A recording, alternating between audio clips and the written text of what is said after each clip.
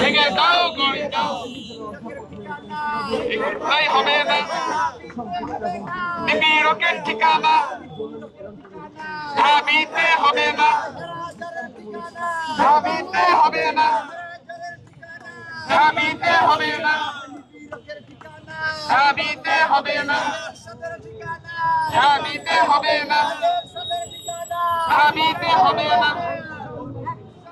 ঢাকা বিশ্ববিদ্যালয় প্রশাসনকে বলতে চাই, আমরা এর আগেও দেখেছি অনেক শিক্ষক যৌন নির্যাতনের এই ধরনের অপরাধ করেও পার পেয়ে যাচ্ছে। আমরা এটা চাই না। অতি দ্রুত তাকে স্থায়ীভাবে বহিষ্কার করে একটা দৃষ্টান্ত তৈরি করুন এবং বাংলাদেশ সরকার এবং আইন ব্যবস্থার কাছে আমাদের জোর দাবি অতি দ্রুত সত্তর। আমরা বারবার দেখি একটা রিপেস বছরের পর বছর কোর্টে যাই, জামিন নেই, বেরিয়ে আসে, আবার কোর্টে যাই, তার বিচার হয় না।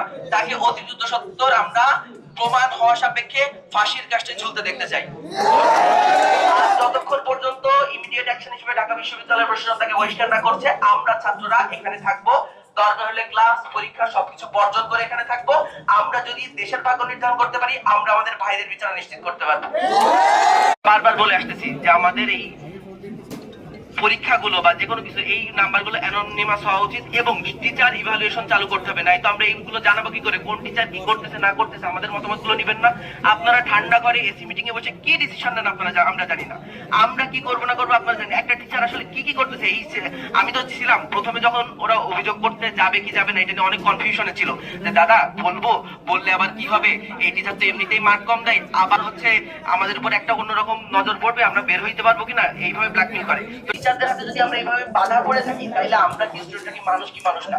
এবং প্রত্যেকটা বিশ্ববিদ্যালয়ে আমরা টিচারদের ভিতরে একটা বেশ ভালো অ্যামাউন্টের, আমি বলতেছি না অনেক বড় পার্সেন্টেজ, কিন্তু যেটা সেটাও অনেক বড় অ্যামাউন্ট, এদের হাতে আমরা বাধা পড়ে যাচ্ছি। টিচারদের হাতে এই মার্কের যে ছেলে খেলা এটা